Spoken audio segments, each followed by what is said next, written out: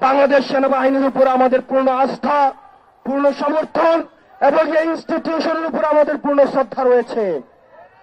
আমরা কোনো ব্যক্তির উপরে আমাদের কোনো ধরনের ক্ষোভ নেই। আমরা বলতে চাই, এই ইনস্টিটিউশনের উপর আঘাত করে দেশকে অস্থিতিশীল করবেন না। আপনারা যারা এই ইনস্টিটিউশনগুলো চালাচ্ছেন, আমরা আপনাদেরকে অনুরোধ করব, আপনাদের উপর আস্থা রাখতে চাই, আপনাদের উপর আমরা ভরসা রাখতে চাই। আপনারা আপনাদের যে সার্ভিস রয়েছে আপনাদের সার্বক্ষণিক থাকুন। আর রাজনীতির বিষয়টা আপনারা রাজনীতিবিদদেরকে আপনারা দেখতে দেন।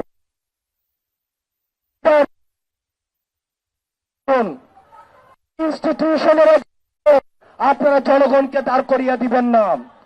দেশবাসীর প্রতি আহ্বান জানাব, আর্মির এগেনস্টে, সেনাবাহিনীর এগেনস্টে জনগণকে দাঁড় করিয়ে দেওয়ার এক ধরনের ষড়যন্ত্র হচ্ছে। আমরা বলতে চাই, আমাদের অবস্থান সেনাবাহিনীর বিরুদ্ধে নয়, বরং সেনাবাহিনীকে দিয়ে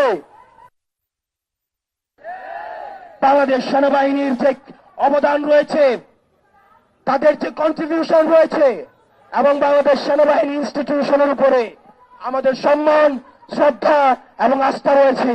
আমরা বিশ্বাস করতে চাই তারা আমাদের এই আস্থার প্রতিদান দিবে। প্রিয় সহযোদ্ধা, আমরা বলতে চাই, এই যতদিন পর্যন্ত আপনারা জেগে রয়েছেন, যতদিন পর্যন্ত আপনারা দেশে রয়েছেন, এই ফেসিবাদ বিরোধী এই শক্তিকে আমরা যারা ফেসিবাদ বিরোধী শক্তি রয়েছি, আমরা যদি ঐক্যবদ্ধ থাকি, তাহলে আওয়ামী লীগ বাংলাদেশ আর পুনর্বাসিত হতে পারবে না। আমাদের এই সংকটের সময়ে আমাদের ন্যাশনাল ইউনিটি ধরে রাখতে হবে। অন্যান্য রাজনৈতিক দল যারা রয়েছেন, আমরা আপনাদেরকে আহ্বান জানাবো, আমাদের মধ্যে মত পার্থক্য হতে পারে, এই মত পার্থক্যের ঊর্ধ্বে উঠে আপনাদের উপরে আওয়ামী লীগের জুলুমের, আপনাদের উপরে এই পরিমাণ নির্যাতন গত 1.5 দশক চালিয়েছে, শুধুমাত্র কিছু ভোটার বিনিময়ে সেই জুলুম আপনারা ভুলে যাবেন না। আপনারা যদি এই জুলুমগুলো ভুলে গিয়ে আওয়ামী লীগের সাথে আপোষ করেন, তাহলে আপনারা যারা এই যে আমাদের যারা মজলুম রয়েছে তাদের সাথে আপনাদের বেইমানি করা হবে।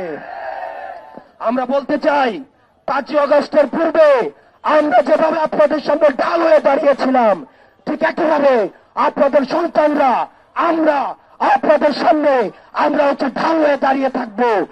আমরা একসাথে পরবর্তী বাংলাদেশ বিনির্মাণ করব। ইনকিলাব জিন্দাবাদ, এনসিপি জিন্দাবাদ।